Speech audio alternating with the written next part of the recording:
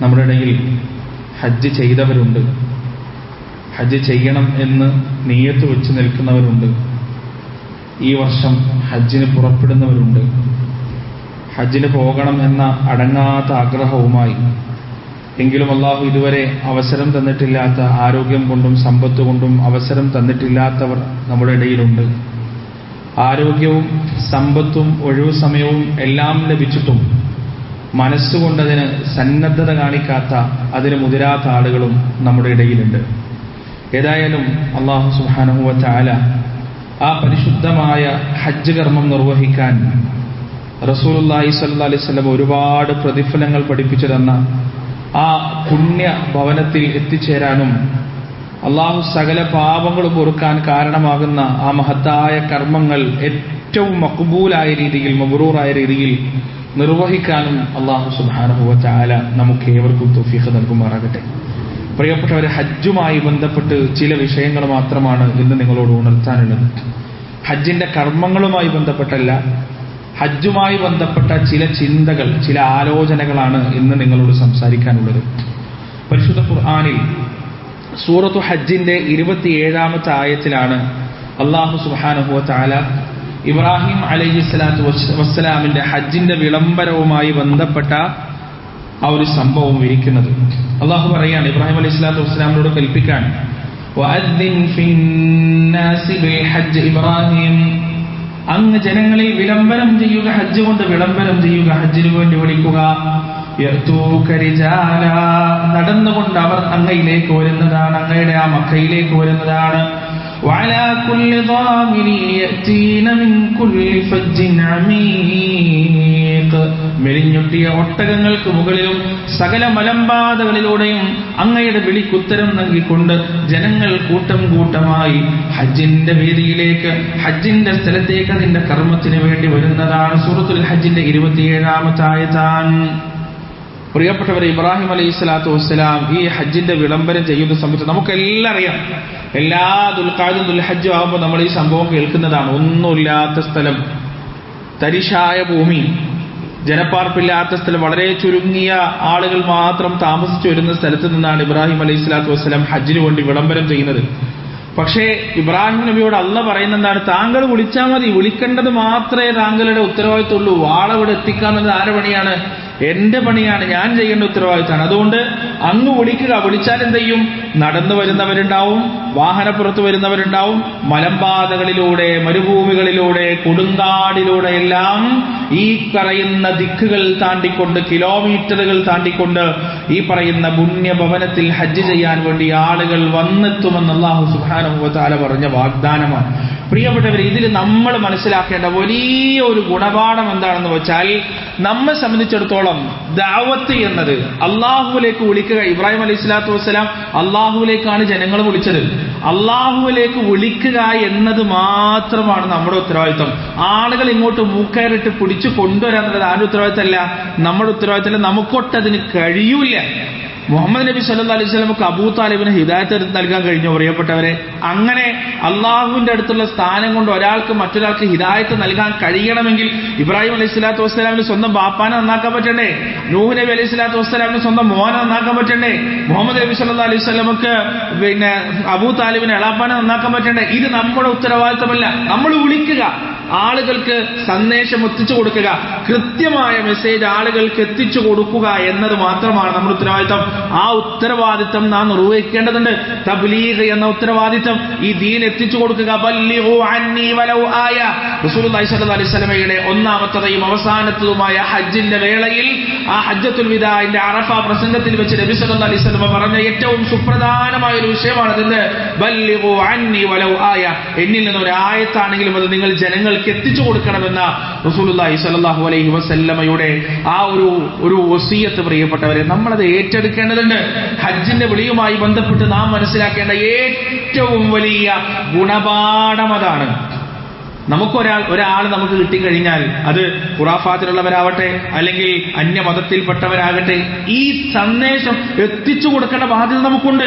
നമുക്കത് നിർവഹിക്കാൻ വളരെ മടിയാണ്. നമ്മൾ ട്രെയിനിലൊക്കെ സഞ്ചരിക്കുമ്പോൾ നമ്മൾ ഒരാളെ പരിചയപ്പെട്ടു എന്ന് വിചാരിക്കാം, സ്വാഭാവികമായും ആൾ ഇസ്ലാമിനെ കുറിച്ച് കേട്ടിട്ടില്ല, അറിഞ്ഞിട്ടില്ല, മനസ്സിലാക്കിയിട്ടില്ല, അല്ലെങ്കിൽ ഇസ്ലാമിനെ കുറിച്ചുള്ള ഒരുപാട് തെറ്റിദ്ധാരണ കൊണ്ട് നടക്കുന്ന മനുഷ്യനാണ്.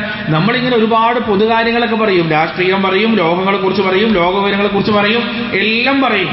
പക്ഷേ ഈ ദീനിനെ കുറിച്ച് പരിചയപ്പെടുത്തി കൊടുക്കാൻ നമുക്ക് എന്തോ ഒരു അപകർഷതയാണ്. നമ്മളെന്താ ചിന്തിക്കുക, ഞാനിപ്പോ ഇവനോട് പറഞ്ഞു കഴിഞ്ഞാൽ ഇവനെന്താ പേർക്ക് എന്നെ തീവ്രവാദിയായിട്ട് കാണൂലേ, എന്നെ ഭീകരവാദിയായിട്ട് കാണൂലേ, ആ നിമിഷം എന്നെ കുറിച്ചുള്ള എല്ലാ മതിപ്പും തകർന്ന് തരിപ്പണാവൂലേ. ഇതാണ് മുസ്ലിം ഉമ്മത്തെ ലോകത്താകമാനം ബാധിച്ചിട്ടുള്ള ഒരു ജ്വരം, ഒരു രോഗം. ഇതാണ് നമുക്ക് നമ്മുടെ സന്ദേശം പറഞ്ഞു കൊടുക്കാൻ പറ്റുന്നില്ല. നമ്മെ സംബന്ധിച്ചിടത്തോളം അവരെ ഇംപ്രസ് ചെയ്യുക എന്നതിന്റെ എത്രയോ അപ്പുറത്താണ് പടച്ചവനെ ഇംപ്രസ് ചെയ്യുക എന്നുള്ളത്.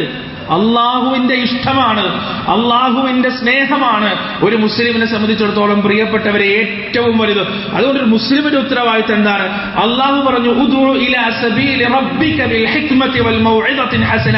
നിന്നെ കൊണ്ടാവുന്ന തരത്തിലുള്ള യുക്തിഭദ്രതയോടുകൂടി സതുപദേശത്തോടുകൂടി എന്റെ മാർഗത്തിലേക്ക് നീ ജനങ്ങളെ ക്ഷണിച്ചുകൊള്ളുക എന്ന് റബ്ബ് പറഞ്ഞാൽ ആ ക്ഷണത്തിന്റെ വിഷയത്തിൽ പിശുക്ക് കാണിക്കാൻ മുസ്ലിങ്ങൾക്ക് ഒരു തരത്തിലും പാടുള്ളതല്ല പ്രിയപ്പെട്ടവരെ. അതുകൊണ്ട് അള്ളാഹുലേക്ക് വിളിക്കാൻ നാം മടി കാണിക്കരുത്. വർഷങ്ങൾക്ക് മുമ്പ് വായിച്ച ഒരു സംഭവം ഓർത്തു പോകാൻ ഒരുപാട് വർഷമായി. എന്റെ ഓർമ്മ ശരിയാണെങ്കിൽ ഈ മിമ്പറിൽ വെച്ച് തന്നെ ആ സംഭവം പറഞ്ഞിട്ടുണ്ട്. ഒരു വളരെ തണുപ്പുള്ള ഒരു നാട്ടിൽ എല്ലാ വെള്ളിയാഴ്ചവും ദഅവത്തിന് ഇറങ്ങുന്ന ഒരു ഉപ്പയും മോനുണ്ടായിരുന്നു. ഉപ്പ ഖത്തീബാണ്, ചെറിയ മോനും ഉണ്ടായിരുന്നു. അങ്ങനെ ഒരു വെള്ളിയാഴ്ച അവർ ബാപ്പ ഇറങ്ങാൻ മടിച്ചു. തണുപ്പ് കൂടിയതിനാൽ പുറത്തേക്ക് നട്ടുച്ചക്കും നല്ല മരം കോച്ചുന്ന തണുപ്പാണ്, ദഅവത്തിന് ഇറങ്ങാൻ മടിച്ചു. മകൻ പറഞ്ഞു, ഉപ്പ ഏതായാലും നമ്മുടെ ഇന്നത്തെ ഇറക്കം കൊണ്ട് ഒരാൾക്കെങ്കിലും ഹിദായത്ത് കിട്ടിയ അത്രയായില്ലേ, അതുകൊണ്ട് ഞാൻ പോയിക്കളാമെന്ന് പറഞ്ഞ് ആ ഇസ്ലാമിനെ പരിചയപ്പെടുത്തുന്ന ഏതാനും കുഞ്ഞു ബുക്കുകളുമായി 11 വയസ്സ് മാത്രമുള്ള ആ കുട്ടി ഇറങ്ങിപ്പോയതാണ്. അങ്ങനെ വീടാന്തരം കയറി ഇറങ്ങി ഒരു വീട്ടിലേക്ക് പോയപ്പോൾ ഈ കുട്ടി ഒരുപാട് തവണ വാതിൽ മുട്ടി തുറക്കുന്നില്ല. അവസാനം തിരിച്ചു പോകാൻ നേരത്ത് ആ കുട്ടിയുടെ മനസ്സ് വീണ്ടും പറഞ്ഞു, പടച്ചോനെ എങ്ങാനും തുറന്നാലോ, ഒന്നുകൂടി ശ്രമിച്ചു നോക്കാം എന്ന് വിചാരിച്ച് ഒന്നുകൂടി തിരിഞ്ഞു നിന്ന് ആ വാതിൽ മുട്ടിയപ്പോ വാതിൽ തുറക്കുന്നത് പടുകിഴവിയായ, ശരിക്കും സംസാരിക്കാൻ കഴിയാത്ത, കണ്ണ് കാണാൻ കഴിയാത്ത, അങ്ങേയറ്റം വാർദ്ധക്യത്താൽ അങ്ങേയറ്റം അവശത ബാധിച്ചിട്ടുള്ള ഒരു സ്ത്രീയാണ് വാതിൽ തുറക്കുന്നത്.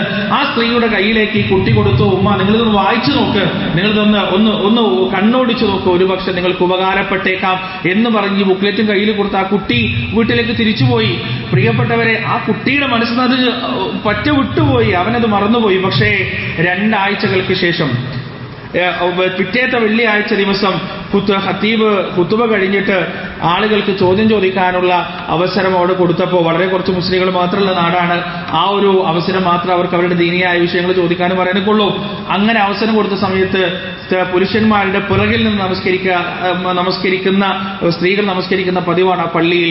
സ്ത്രീകളുടെ ഭാഗത്ത് നിന്ന് ഒരു വൃദ്ധയായ സ്ത്രീ എഴുന്നേറ്റ് നിന്നുകൊണ്ട് പറഞ്ഞു, എനിക്ക് എന്റെ സ്വന്തത്തെ ഒന്ന് പരിചയപ്പെടുത്തണമെന്നുണ്ട്, എനിക്ക് ചില കാര്യങ്ങൾ പറയാനുണ്ടെന്ന് പറഞ്ഞ് അവർ സംസാരിക്കാൻ തുടങ്ങാൻ. അവർ പറയാണ്, 2 ആഴ്ച മുന്നെയാണ് എന്റെ ഭർത്താവ് മരിച്ചത്, ഞങ്ങൾക്ക് മക്കളില്ല, കുടുംബക്കാരും എല്ലാവരും ഞങ്ങളെ കൈയൊഴിഞ്ഞിരുന്നു. എന്റെ ഭർത്താവിന് ഞാൻ എന്റെ ഭർത്താവിനും എന്ന നിലക്കായിരുന്നു ഞങ്ങൾ ജീവിച്ചുകൊണ്ടിരുന്നത്. പക്ഷേ 2 ആഴ്ച മുമ്പ് എന്റെ ഭർത്താവ് ഈ ലോകത്ത് നിന്ന് വിട പറഞ്ഞപ്പോ എന്റെ മനസ്സെന്നോട് ചോദിച്ചുകൊണ്ടിരുന്നു, പിന്നെ നീ എന്തിനു നീ ഇവിടെ ജീവിക്കണം, നീ ആർക്കു വേണ്ടിയാണ് ഇവിടെ ജീവിക്കുന്നതെന്ന് എന്റെ മനസ്സിങ്ങനെ ചോദിച്ചുകൊണ്ടേയിരുന്നു. അവസാനം എന്റെ ഭർത്താവ് പോയ വഴിയെ പോകാൻ ഞാൻ തീരുമാനിച്ചു, ആത്മഹത്യ ചെയ്യാൻ തീരുമാനിച്ചു. ആത്മഹത്യക്ക് വേണ്ടി ഞാൻ തിരഞ്ഞെടുത്തത് കഴിഞ്ഞ വെള്ളിയാഴ്ചയായിരുന്നു. കൃത്യം എന്റെ ഭർത്താവ് മരിച്ച് ഒരാഴ്ച കഴിഞ്ഞ വെള്ളിയാഴ്ച ദിവസം മരണത്തിന് വേണ്ടി ഞാൻ തിരഞ്ഞെടുത്തു. അങ്ങനെ മരണത്തിന് വേണ്ടി തിരഞ്ഞെടുത്ത് അതിനുവേണ്ടി ഞാൻ ഒരുങ്ങി നിൽക്കുന്ന സമയത്താണ് എന്റെ വാതിലിൽ ആരോ വന്ന് മുട്ടുന്നത്. ആ മുട്ടുന്ന ആഗതൻ തിരിച്ചു പോകട്ടെ എന്ന് ഞാൻ വിചാരിച്ചു. മുട്ടിന്റെ ശക്തി കൂടിക്കൊണ്ടേയിരുന്നു. അവസാനം അത് നിലച്ചപ്പോ ഞാൻ വീണ്ടും എന്റെ ആ ഉദ്യമത്തിലേക്ക് വീണ്ടും തുടരാൻ ആരംഭിച്ചു. ആ സമയം ആ മുട്ട് വീണ്ടും തുടങ്ങുകയാണ്, വീണ്ടും ആരംഭിക്കുകയാണ്. ഗത്യന്തരമില്ലാതെ ആരാണ് ഈ വന്നത് എന്ന് നോക്കുന്നതിന് വേണ്ടി ഞാൻ ആ വാതിൽ തുറന്നു നോക്കിയപ്പോ ഒരു ചെറിയ കുട്ടിയാണ്, 10-11 വയസ്സ് മാത്രമുള്ള ഒരു ചെറിയ കുട്ടിയാണ്. അവൻ എന്റെ കയ്യിലേക്ക് ഒരു ചെറിയ ബുക്ക്ലെറ്റ് തന്നു. ആ ബുക്ക്ലെറ്റ് ഞാൻ ഒന്ന് കണ്ണോടിച്ചപ്പോ അത് മുഴുവൻ വായിക്കണമെന്ന് എന്റെ മനസ്സ് വല്ലാതെ പറഞ്ഞു. ഞാൻ അതിന്റെ തുടക്കം മുതൽ ഒടുക്കം വരെ ആർത്തിയോടുകൂടി, ശ്രദ്ധയോടുകൂടി, ഉന്മേഷത്തോടുകൂടി, ആവേശത്തോടുകൂടി കൃത്യമായി വായിച്ചു. ആ പുസ്തകം വായിച്ച് അതിന്റെ ഒടുവിലെത്തിയപ്പോ ഞാൻ എന്നോട് തന്നെ പറഞ്ഞു, ഞാൻ ആർക്കു വേണ്ടിയാണ് ജീവിക്കുന്നത് എന്ന ചോദ്യത്തിന് ഒരർത്ഥവുമില്ല. എന്നെ സ്നേഹിക്കുന്ന, എന്നെ വേണ്ട, എന്നെ ചേർത്ത് പിടിക്കാൻ തയ്യാറായ എന്റെ റബ്ബ്, എന്റെ രക്ഷിതാവ്, എന്റെ നാഥൻ, എന്നെ സൃഷ്ടിച്ചവൻ, എനിക്ക് കണ്ണും കാതും കയ്യും കാലും കൽവും കരളും നൽകിയ എന്റെ റബ്ബ് എന്നോട് സ്നേഹമുള്ളവനായി ഇവിടെ ഉണ്ട്. അതുകൊണ്ട് ഇത്രയും കാലം എനിക്ക് പറ്റിയിട്ടില്ല. പക്ഷേ ഈ പുസ്തകത്തിൽ പരിചയപ്പെട്ട എന്റെ നാഥന് വേണ്ടി, എന്റെ രക്ഷിതാവിന് വേണ്ടി ജീവിക്കണമെന്ന് ഞാൻ തീരുമാനിച്ചു. ആ പുസ്തകത്തിൽ പറഞ്ഞതുപോലെ പരിശുദ്ധ ഇസ്ലാം സ്വീകരിക്കാൻ ഞാൻ തയ്യാറായി. ഇനി എത്ര കാലം ഈ വൃദ്ധയുടെ ജീവിതത്തിൽ കൊല്ലങ്ങൾ ബാക്കിയുണ്ടെന്നറിയില്ല. പക്ഷെ അത്ര കാലമെങ്കിലും എനിക്കെല്ലാം നൽകിയ ഈ മഹാപ്രപഞ്ചത്തിന്റെ സൃഷ്ടാവിന് വേണ്ടി ജീവിക്കണമെന്ന ആഗ്രഹത്തോടെയാണ് ഞാൻ ഇന്ന് നിങ്ങളുടെ മുന്നിൽ വന്നിരിക്കുന്നത് എന്ന് പറയുമ്പോ, പ്രിയപ്പെട്ടവരെ, നിങ്ങൾ ആലോചിച്ച് നോക്ക്. 11 വയസ്സുകാരനായ ഒരു കുട്ടി കാണിച്ചൊരു ജാഗ്രതയിലൂടെ, ഒരു ചെറിയ ബുക്ക്ലെറ്റിലൂടെ മരണത്തിലേക്ക് കടക്കുമായിരുന്ന ഒരു വൃദ്ധയുടെ, ഒരു സ്ത്രീയുടെ ജീവിതം രക്ഷപ്പെട്ടുവെങ്കിൽ നമ്മൾ നൽകുന്ന ബുക്ക്ലെറ്റുകളാകട്ടെ, നമ്മൾ നൽകുന്ന ക്ഷണങ്ങളാകട്ടെ, നമ്മൾ നടത്തുന്ന പരിപാടികളാകട്ടെ, ഇഖ്ലാസ്, നീയത്തിൽ ഇഖ്ലാസ് ഉണ്ടെങ്കിൽ, നീയത്തിൽ ആത്മാർത്ഥതയുണ്ടെങ്കിൽ അതിന്റെ ഫലം കാണിക്കേണ്ടവൻ പടച്ച റബ്ബാണ്.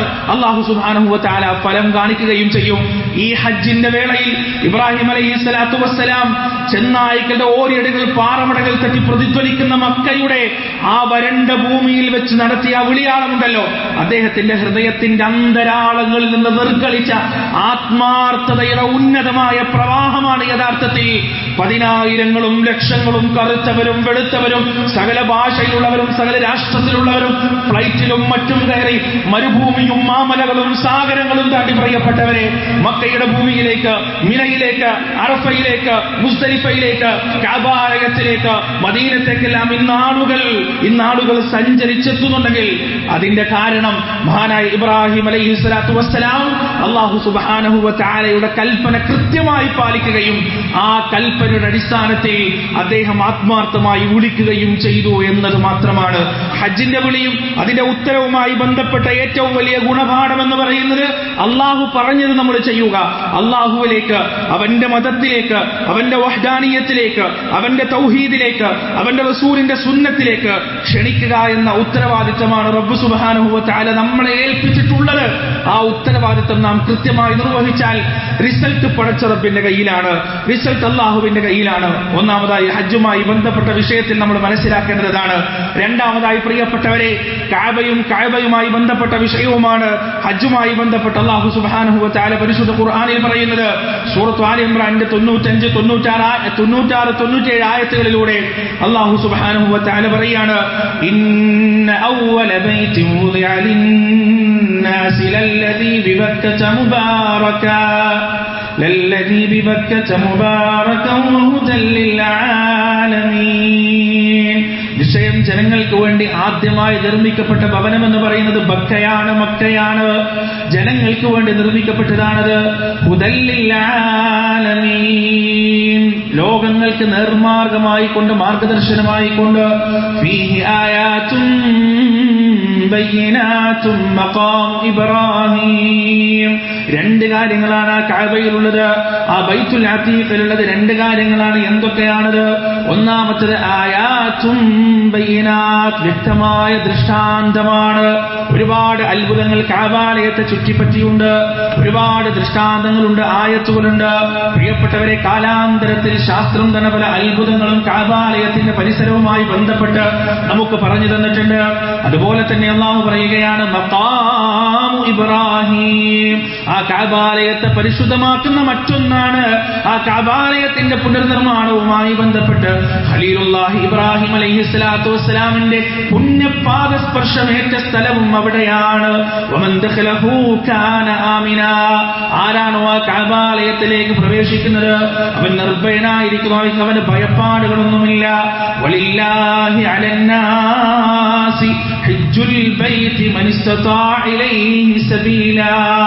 അതുകൊണ്ട് ആർക്കാണോ കഴിയുന്നത്, ആരോഗ്യം കൊണ്ട്, സമ്പത്ത് കൊണ്ട് ആർക്കാണോ സാധിക്കുന്നത്, ജനങ്ങളിൽ അത് സാധിക്കുന്നവർക്ക് അല്ലാഹുവിന്റെ മേലുള്ള ബാധ്യതയാണ് ഹജ്ജ് ചെയ്യുക എന്നത്.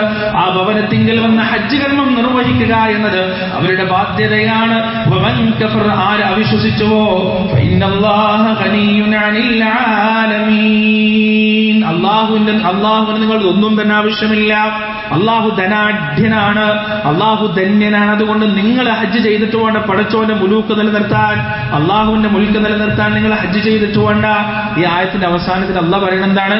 നിങ്ങൾക്ക് കഴിവുണ്ടോ നിങ്ങൾ വന്ന് ഹജ്ജ് ചെയ്യുക, അതെന്നെ ആ രാജാധികാരം നിലനിർത്താനൊന്നുമല്ല, നിങ്ങൾക്ക് വേണ്ടി നിങ്ങൾ ഹജ്ജ് ചെയ്യുക, അള്ളാഹുവിനോട് നിങ്ങളുടെ ബാധ്യതയാണത് എന്ന് പറഞ്ഞിട്ടാണ് അള്ളാഹു സുബ്ഹാനഹു വ തആല അവസാനിപ്പിക്കുന്നത്. പ്രിയപ്പെട്ടവരെ, ഹജ്ജിന്റെ മാസമായി അള്ളാഹു പറയുന്നു അൽ ഹജ്ജു അശ്ഹുറും മഅലൂമാത്. ഹജ്ജ് അറിയപ്പെട്ട ചില മാസങ്ങളിലാണ്. ഏതൊക്കെയാണ് ആ മാസങ്ങൾ?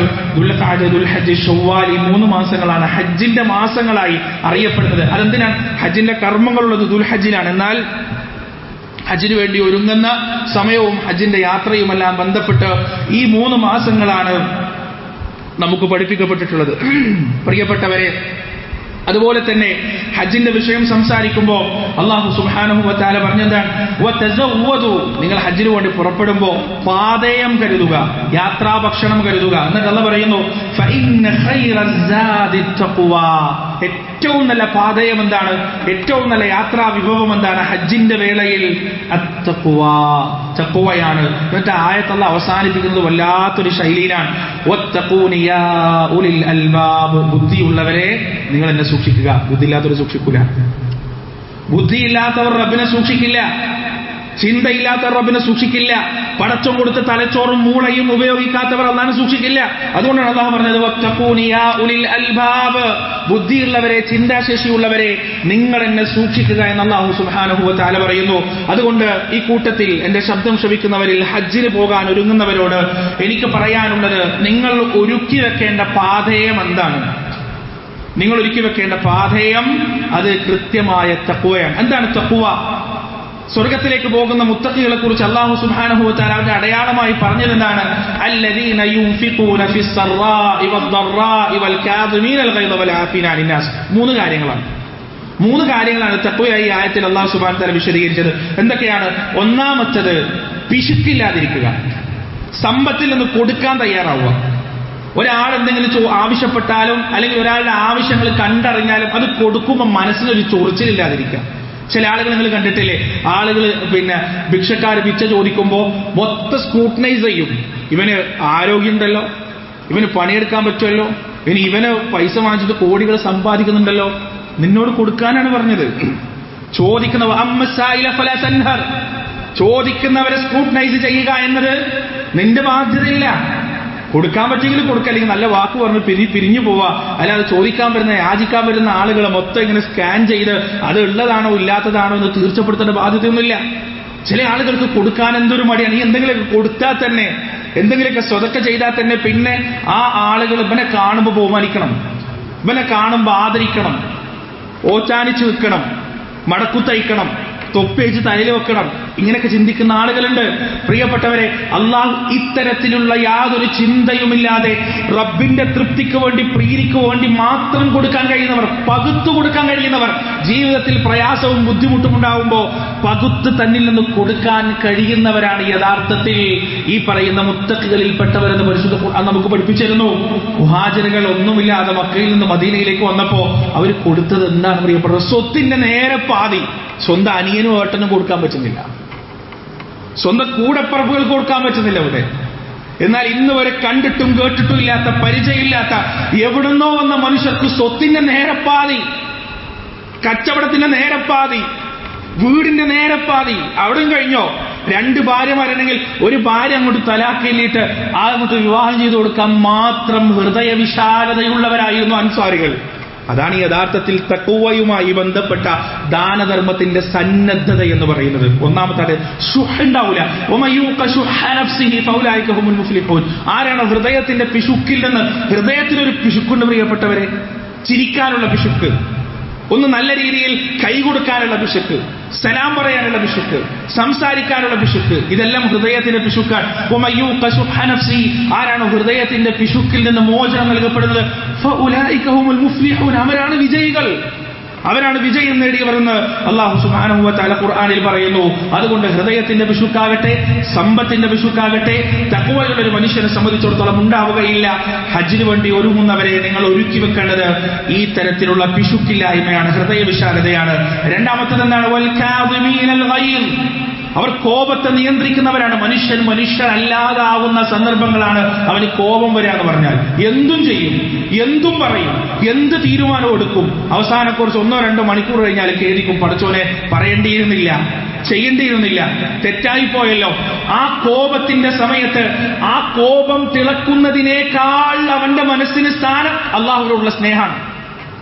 ഒരു മനുഷ്യനെ അപ്പോഴാണ് സ്വന്തം നിയന്ത്രിക്കാൻ പറ്റുക. കോപം തിളച്ചു മറിയുമ്പോ ആ കോപത്തെ നിയന്ത്രിക്കാൻ കഴിയണമെങ്കിൽ ആ വൈകാരികതക്കപ്പുറത്ത് അള്ളാഹുവിനോടുള്ള സ്നേഹം അവന്റെ മനസ്സിലുണ്ടാവേണ്ടതുണ്ട്.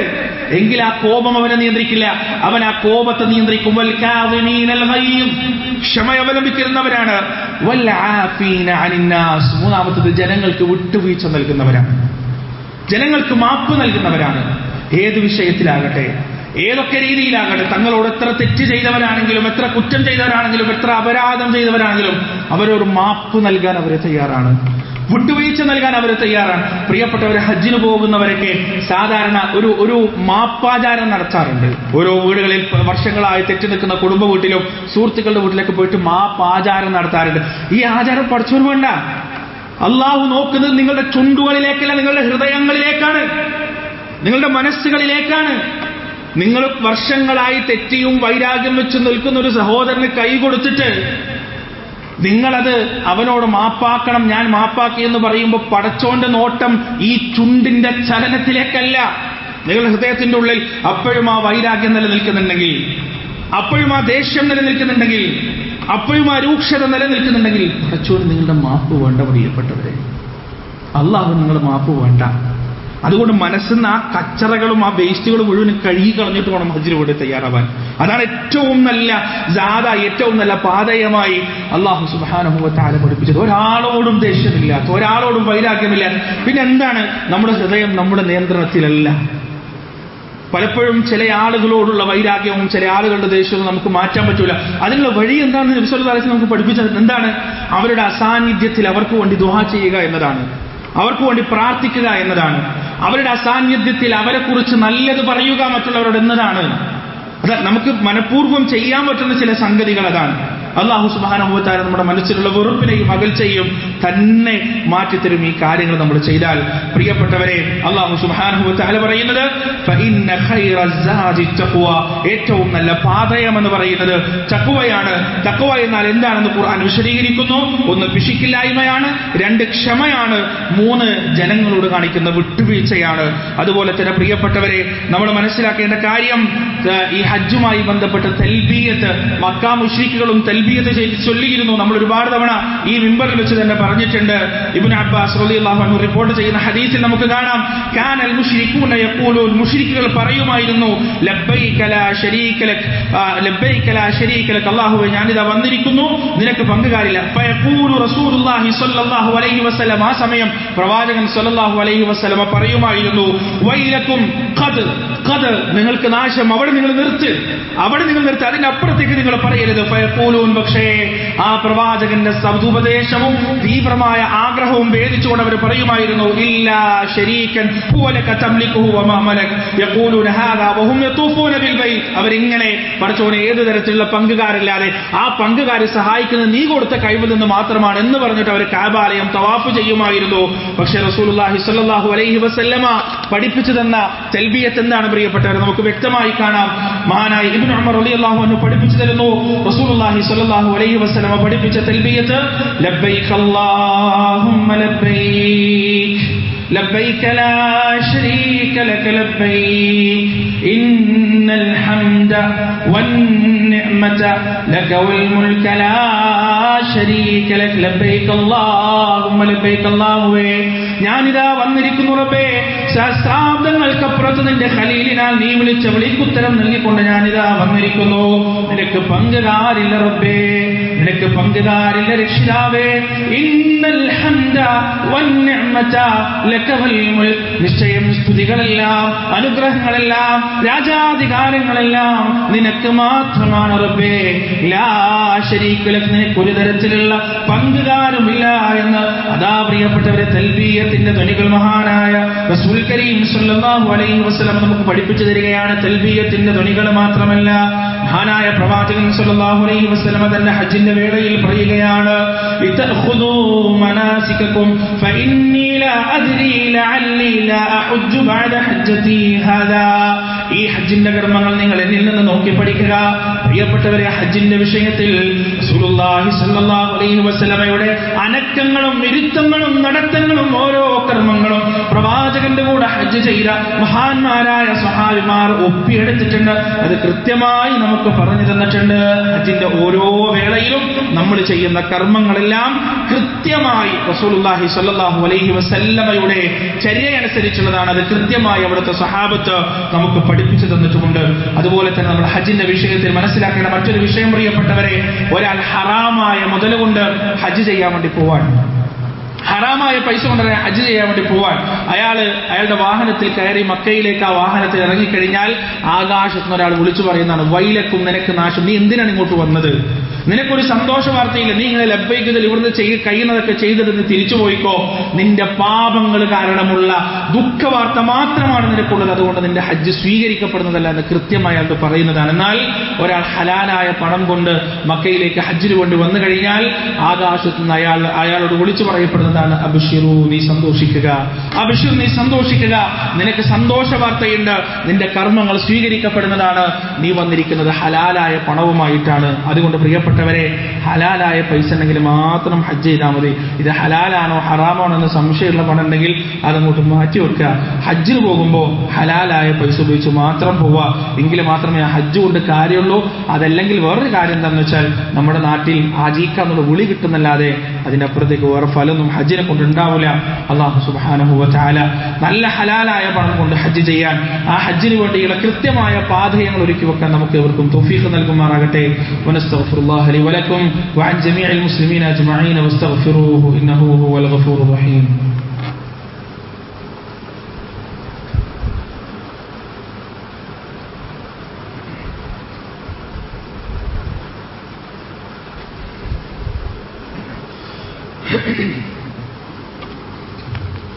الحمد لله رب العالمين والعاقبة للمتقين فلا عدوان إلا على الظالمين ونشهد أن لا إله إلا الله وحده لا شريك له ونشهد أن محمدا عبده ورسوله أرسله بالهدى ودين الحق ليظهره على الدين كله ولو كره المشركون يا أيها الذين آمنوا اتقوا الله حق تقاته ولا تموتن إلا وأنتم مسلمون.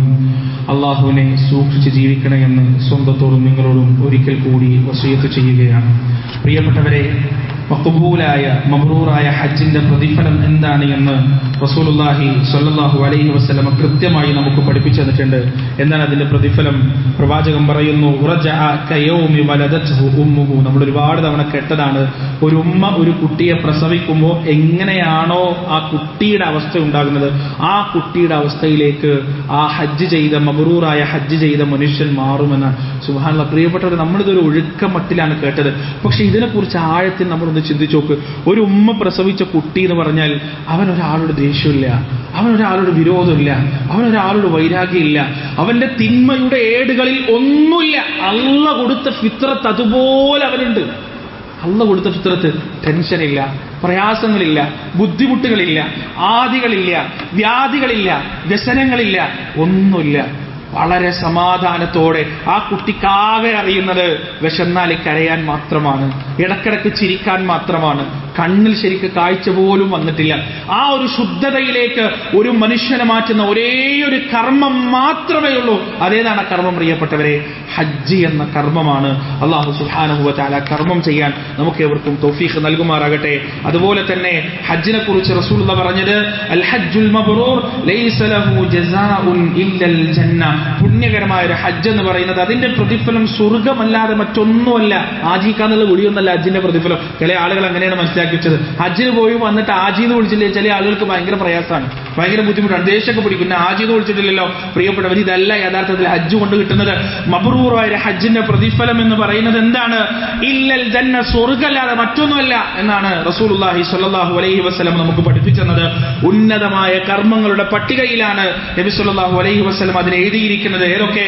ഈമാനും ബില്ലാഹി വറസൂലി, അല്ലാഹുവിലും റസൂലിലും വിശ്വസിക്കുന്നത് പോലെ, അതുപോലെ തന്നെ ജിഹാദും ഫീ സബീലില്ലാ, രക്തവും ജീവനും നൽകി അല്ലാഹുവിന്റെ മാർഗത്തിൽ ജിഹാദ് നടത്തി ഷഹീദാവുന്നത് പോലെ ഹജ്ജുൻ മബ്റൂർ, ഈ 3 കർമ്മങ്ങളെയാണ് ഉന്നതമായ കർമ്മമായി റസൂലുള്ളാഹി സ്വല്ലല്ലാഹു അലൈഹി വസല്ലമ നമുക്ക് എഴുതി പഠിപ്പിച്ചു തന്നത്. അതുപോലെ തന്നെ ഹജ്ജ് ചെയ്യുന്ന വേളയിലെ മറ്റൊരു പ്രത്യേകത എന്ന് പറയുന്നത് മസ്ജിദുൽ ഹറാമിലെയും മസ്ജിദുൽ നബവിയിലെയും നമസ്കരിക്കാനുള്ള അവസരമാണ്. ഒരു വഖ്ത് നമസ്കാരത്തിന് 1,00,000 ഇരട്ടിയാണ് അല്ലാഹു സുബ്ഹാനഹു വ തആല പ്രതിഫലം ഓഫർ ചെയ്തിരിക്കുന്നത്. ആലോചിച്ച് നോക്ക്, നിങ്ങൾ ഒറ്റ വഖ്ത് നിസ്കരിച്ചാൽ മതി, 1,00,000 തവണ നിസ്കരിച്ചതിന്റെ പ്രതിഫലമാണ് അല്ലാഹു സുബ്ഹാനഹു വ തആല ഓഫർ ചെയ്യുന്നത്. ഒരു തവണ നിസ്കരിച്ചാൽ 1000 തവണ നിസ്കരിച്ചതിന്റെ പ്രതിഫലമാണ് ഓഫർ ചെയ്യുന്നത്. പക്ഷേ സങ്കടകരമെന്ന് പറയട്ടെ പ്രിയപ്പെട്ടവരെ, മക്കയിലും മദീനയിലുമെല്ലാം ബാങ്ക് കൊടുക്കുമ്പോൾ റൂമിലേക്ക് തിരിച്ചു പോകുന്ന ഒട്ടനവധി ആളുകളെ, പ്രത്യേകിച്ച് സ്ത്രീകളെ നമുക്ക് ഒരുപാട് കാണാൻ കഴിയും. അല്ലാഹു സുബ്ഹാനഹു വ തആല അവർക്ക് തിരിച്ചറിവും ബുദ്ധിയും നൽകുമാറാകട്ടെ. അതുപോലെ തന്നെ പ്രിയപ്പെട്ടവരെ, അറഫയുടെ ദിവസം കടൽ പോലെ ഇരമ്പി ഇങ്ങനെ നീങ്ങുന്ന ആളുകളെ നോക്കി, അടിയന്മാരെ നോക്കിക്കൊണ്ട് അല്ലാഹു സുബ്ഹാനഹു വ തആല വഇന്നഹു ലയദ്നു ثم يباهي بهم الملائكه فيقولون ما اراد هؤلاء. വല്ലാത്തൊരു വാക്കാണത്. മാ അറാദ ഹഉലാ യുബാഹി ബിഹി എന്നാണ് പറഞ്ഞത്. ഒഴുകി വരുന്ന ഈ ലക്ഷോപലക്ഷം ജനങ്ങളെ കാണിച്ചിട്ട് അല്ലാഹു തന്റെ മലക്കുകളോട് ബോസ്റ്റ് ചെയ്യുന്നതാണ്. അല്ലാഹു അഭിമാനത്തോടെ അല്ലാഹു മലക്കുകളോട് പറയുന്നതാണ്, മാ അറാദ ഹഉലാ, ഇവരെന്താണ് ഉദ്ദേശിക്കുന്നത്? ഇവരെന്താ? ഒരു സന്തോഷത്തിന്റെ, ഒരു ആഹ്ലാദത്തിന്റെ, ഒരു തൃപ്തിയുടെ, ഒരു വല്ലാത്തൊരു വൈകാരികതയാണ് പടച്ചവൻ അവിടെ കാണിക്കുന്നത്. മാ അറാദ ഹഉലാ, ഇവരെന്താണ് ഉദ്ദേശിക്കുന്നത്? പ്രിയപ്പെട്ടവരെ, അറഫയുടെ ദിവസം പാപക്കറകൾ മുഴുവനും കഴുകിക്കളഞ്ഞ തന്റെ അടിയന്മാരോടുള്ള അഭിമാനബോധത്തിൽ നിന്നാണ് പടച്ചവൻ